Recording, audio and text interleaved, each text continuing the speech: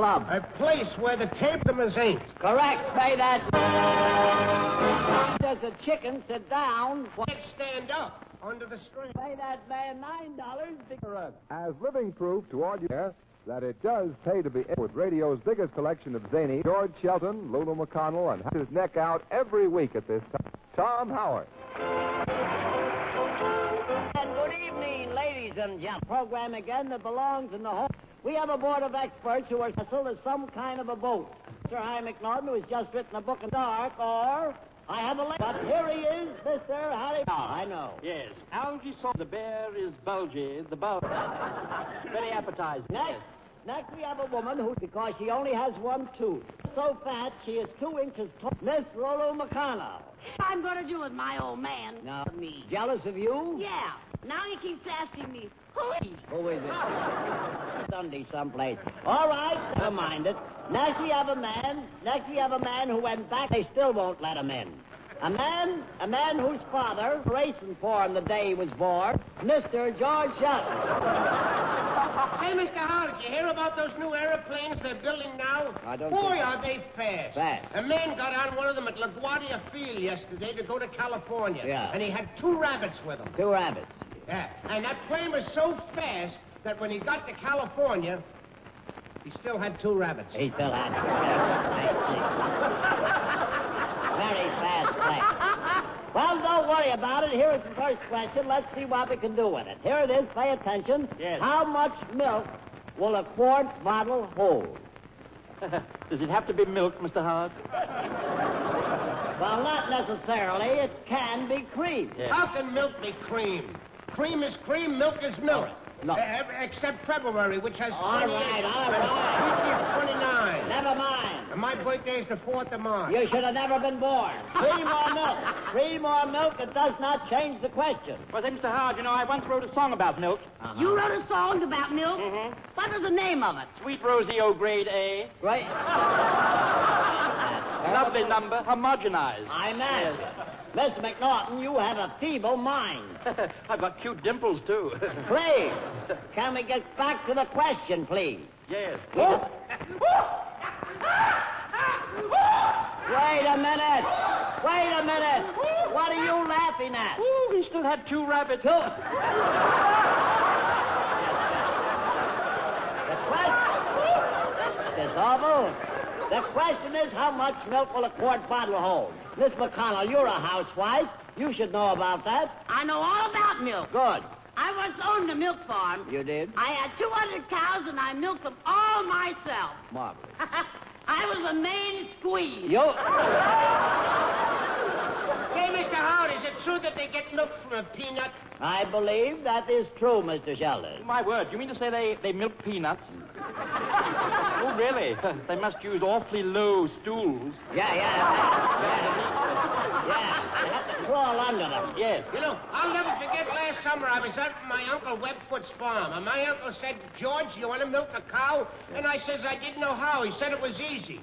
Go out and grab a cow, put him in a stanchion, grab a bucket, grab a stool. Sounds awfully confusing. I'll say, I didn't know what to grab, this, that, or the other.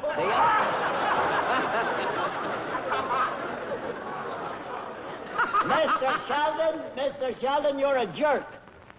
I say, tell me, did you finally milk the cow? Ah, I gave it up for a bad job. Oh, you shouldn't have given up so easily, old boy. Stick to it. Be persistent.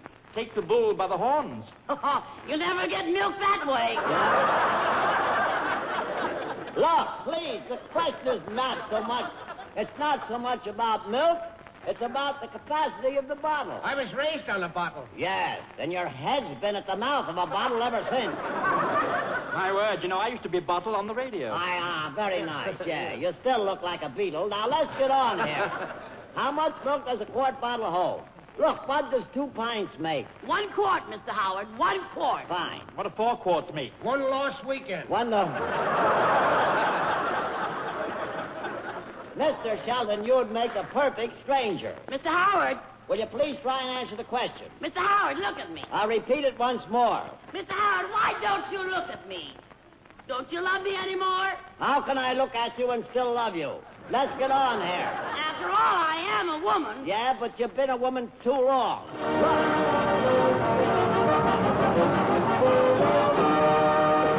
Thank you, Harry Salter. Thank you.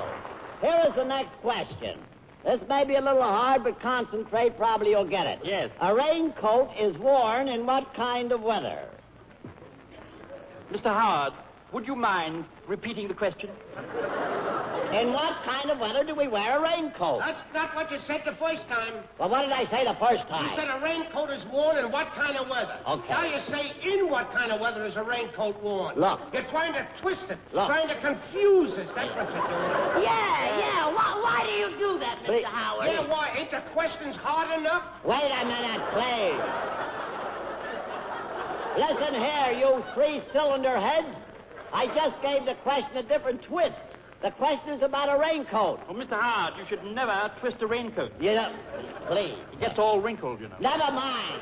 Mr. McNaughton, I don't believe you know anything about a raincoat. No, indeed. No, I never wear a raincoat. I wear a fingertip coat. A fingertip coat. Any coat I can get my fingertips off. Mr. McNaughton, is stupidity a profession with you? Oh, dear, no, it's an art.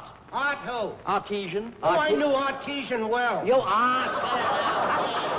Will you cut out those puns? The question is about the weather. You know, I was over to my girl's house the other night, and just as I got ready to go home, it started to pour.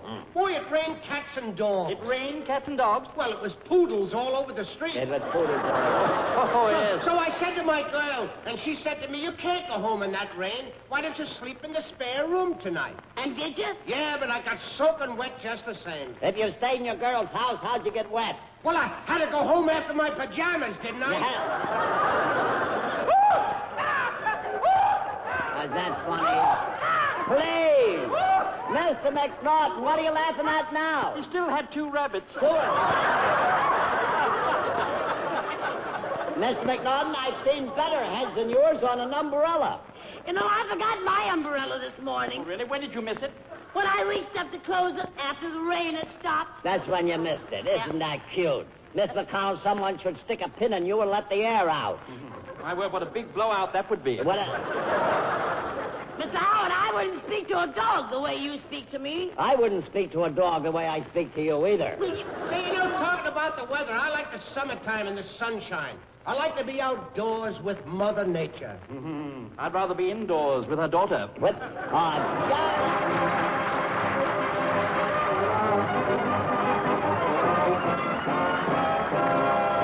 Thank you. Now, those 4 boys are with us again tonight. Ray Porter's Esquires, with their fine arrangement of Casey Jones.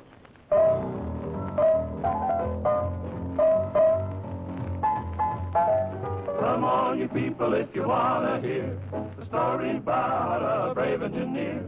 Casey Jones was the rounder's name. On the 6/8 wheel, a boy, he won his fame. The caller called Casey at 4:30. Kissed his wife at the station door. He mounted to the cabin with his orders in hand. And he took his farewell trip to the promised land. Casey Jones, Mounted to the cabin Casey Jones, with his orders in his hand. Casey Jones, Mounted to the cabin. and he took that fateful trip to the fair and promised land. Shooby, shooby, shooby, shooby, woo, woo, woo. Shooby, shooby, shooby, shooby, woo, woo, woo. Check the water, shovel coaling, for we gotta get a rolling. Trying to reach Frisco, but we'll all be dead. Rain a-coming, rain a-coming. Hear that whistle shrill on the Reno Hill. See that engine race is coming right in his face. Casey Jones, there's 2 locomotives. Casey Jones, they're gonna bump, bump, bump, bump. Casey Jones, there's 2 locomotives. There's 2 locomotives that's gonna bump, bump, bump, bump. No more Jones. Oh, never got to Frisco 'cause he went to the promised land. This is Jones. Found another papa. Mrs. Jones. On the Salt Lake line. Mrs. Jones. Got another papa. Got another papa on the Salt Lake line. Name is Bland. What a man. So now you know who's the brand new beau. Gonna be the papa on the Salt Lake line. He's so grand, Salt Lake Sam. What a man.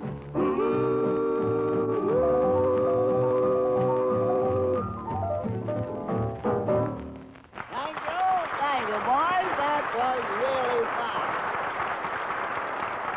Yes, sir?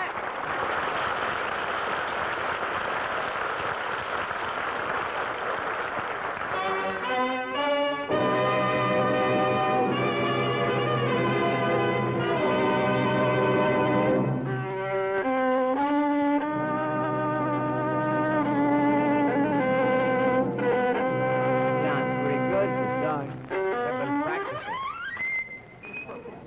Maybe we got a new orchestra.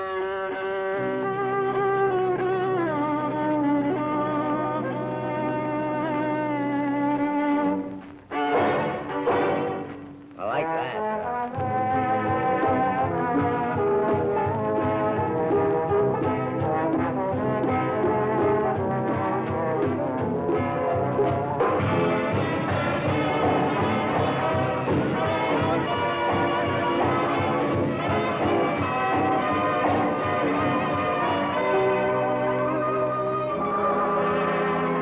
Let me sit down a minute. A stone got in my shoe.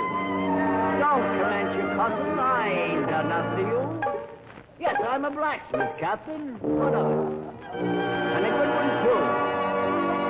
Me and my wife and Nellie was just 16. She was the prettiest creature the valley had ever seen. One day I saw some stranger, young, handsome, and tall. Give me a piece of chalk.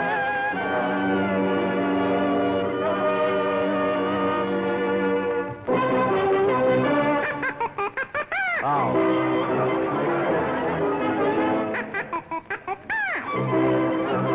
How did the ducks get into this thing?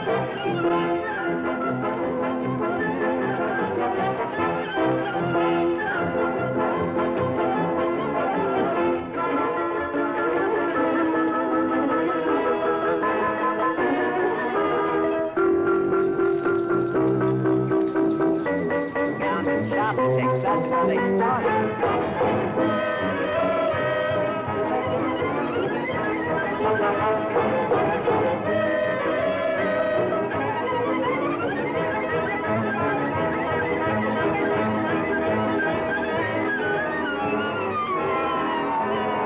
Needs another nickel. That's terrible. Yes. All right. Thank you. Good. Ontario, Canada. Oh, Winston. Yeah, I was a college. Full of hops. What time? Marriage? Right. Now, damage to a banquet. I see what. And the Packers Limited. For me concerned. Yeah. Oh, a meeting after the program, please. Speaking about business, I hired a chance before giving me a chance. Please, Mr. McNaughton. I'm sorry for the interruptions. You've been in New York. Oh, about 5? Yes, sir. Oh, then you know, Clyde. You enjoying yourself? Very much so. Well, I'm sorry your wife is not with you to meet her. He's lucky his wife isn't with him. To attend our broadcast. I thought I'd pop over and... How did we get into this? Said I'm sorry for the interruption broadcast. Well, I've often heard it, and I just had to see it. Oh, you had to see it, I'm sorry to say. I know how you visualize us people, and I know you're sadly disappointed. Well, don't let it bother you. A little bicarbonate will cure that. Well, we're very glad to have you with us, I'm sure. Yeah, we sure are. What's your first name, honey? Cameron. Lulu. Cameron. Cameron? Cameron. Oh, it's a cute name. Yeah. You're a cute kid, too. All right. Oh, boy. Oh, well, you can just call me Automobile. I love to go places. Yeah. But your clutch is slipping.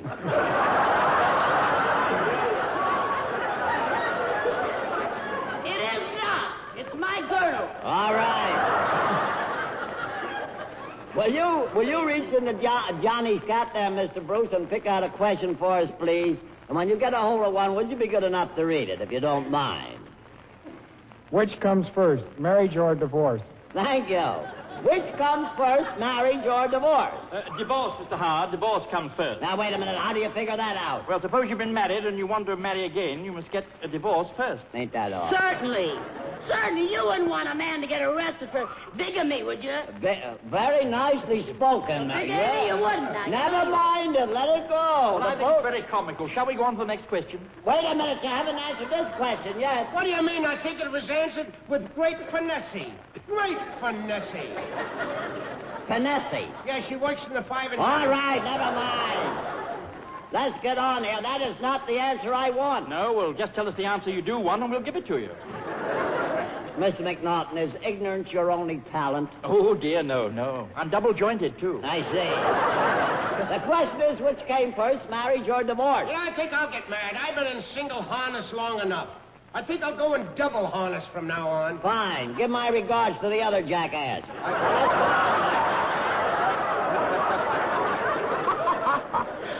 Are you footloose, Mr. Shelton? Not anymore. I had it tightened. You had it tightened. Have your head tightened the next time. I tried to, but I couldn't find a wrench to fit it. Try a monkey wrench. Let's get on here. I remember the day I got married. Oh, my old man was sure lucky in love. He's lucky at cards, too. Yeah, either marriage or poker, he got the pot. I remember my first anniversary. My husband gave me a fur coat. Well, that's nice. What kind of fur was it? Skunk. Skunk? Yeah, Skunk? the husband by the same name. I see. Yeah, how did you meet your wife, Mr. McNaughton? Oh, it's a long story, old boy, but I'll tell you one thing. It cured me of whistling. Good, you of it. Never again. You know, my Uncle Webfoot used to say, marriage is like an apple pie. Lots of crust, a little sugar, plenty of applesauce, and it's no good unless you have the dough. Very nicely composed. Well, I'm glad I'm married. Husbands like mine are hard to find. They are? You bet. I can never find mine. I see. Sometimes I think he must be dead. He's not dead, he's just hiding. Oh, is that so? Well, I just wish I was your wife. I'd make you miserable for the rest of your life. If you were my wife, I wouldn't want to live the rest of my life. Well, I can tell you, I wish I had my wife back again. Yeah, where is she? I traded her in for a case of beer. A case of... And now you find you really love her. No, I'm thirsty again. You know, I could have married a very wealthy woman, but I didn't get along with her family. You didn't get along with her family? Nah, her husband didn't like me. Will you please try and answer the question here? It's about marriage. Oh, marriage. I say, Mr. Shelton, you know that in India for $2 a man can get a wife and a bottle of liquor? Can't be very good liquor. No, imagine not. Please, what comes first, marriage or divorce? You know, I'm thinking about getting a divorce from my old man. You're thinking about getting a divorce? Yeah. Why? Well, last night, my old man hit me over the head with a dish full of sauerkraut. Hit you over the head with a dish full of sauerkraut? Yeah. Why'd you do that? He wanted to see how I'd look as a blonde.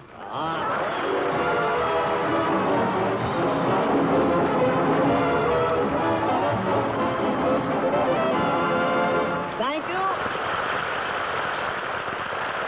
I've got the sun in the morning and the moon at night, and they say it's wonderful. Okay, Harry, let's listen.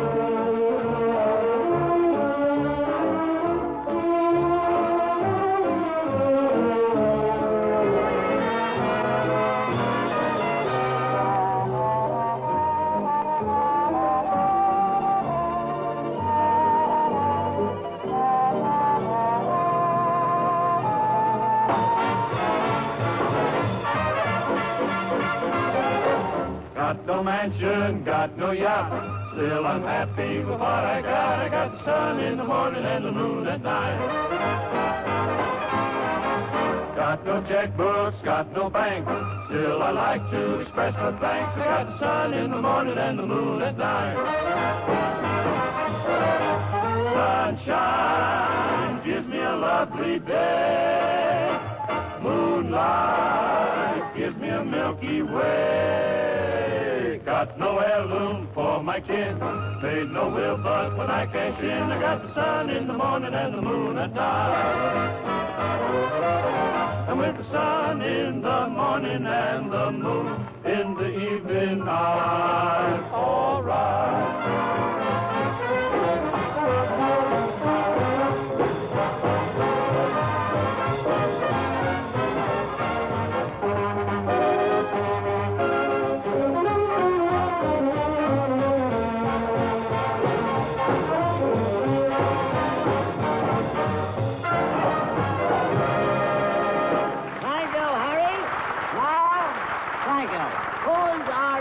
Contestant, Mr. Roberts. Our next contestant, Mr. Howard, is one of the prettiest young ladies ever to appear before our microphone, Eleanor Link. Oh, how do you do, Miss Link? This is indeed a pleasure. How do you feel this evening, Miss Link? Oh, nervous. Well, don't be nervous. Where are you from, would you care to tell us? I'm from Chicago. Oh, Chicago, the Windy City. That's swell. Chicago, really? What a coincidence. I knew a young lady from Chicago. Yeah. She was 17. 17? Yeah, that's the age when a girl puts away her dolls. I see. Well, we're very glad... And becomes one. Oh, pardon me. I didn't think you had anything else. I had something added on. I know. You'll cut my throat for that after the show, Mr. McNaughton. I'd like to spend a little time with you. I know we'd have a very interesting interview together, but Mr. Palazzi tells us it's a little short. So I'm going to ask you, would you reach into the dunce cap there and pick out a question for us, if you don't mind? And would you be good enough to read it, please? What is the name of the detective in the Dick Tracy comic strip? Thank you. What is the name of the detective in the Dick Tracy comic strip? Oh, my word, is there a detective in the Dick Tracy comic strip? Oh, please, Mr. McNaughton, you're a perfect idiot. Oh, thank you. That goes to show what practice will do. Yeah. The question is, what is the name of the detective in the Dick Tracy comic strip? I used to be detective, Mr. Howard. You used to be a detective? Yeah, ever hear about the case of the stolen sweater? No. I unraveled that yarn. I think you're pulling the wool over our eyes. I read in the paper the other day about a man being murdered, and the only clue the police had was that the murderer wore gum shoes and walked backwards. He wore gum shoes and walked backwards? Yeah. Well, all they have to do is to look for a man with receding gums. With? Boy, he said a mouthful. Yes, he did. With the food shortage, it sure is a crime to waste all this corn. Look, the question is about a certain detective. You know, my old man is connected with the police department. He's a police reporter. Police reporter? Yep, every month he has to report to the police. You mean to say your old man was in jail? Yeah, he got 20 years for speeding. 20 years for speeding? Oh, where was he speeding? Away from the First National Bank. Mr. Collins, do you ever bite your tongue? Sometimes. The next time you bite it, swallow it, will you? I'll never forget the time I was out west. The cops wanted me dead or alive. How could they tell the difference? Why, Mr. Sheldon, do you mean to say you were a bandit? Yeah, I worked in the movies. Wait a minute, I thought you said you were a detective. I was. Here, I'll give you a sample how the way I used to work. Where were you on the night of April the 18th, 1947? 1947. That's next year. That's a pretty thin alibi for me. Johnny.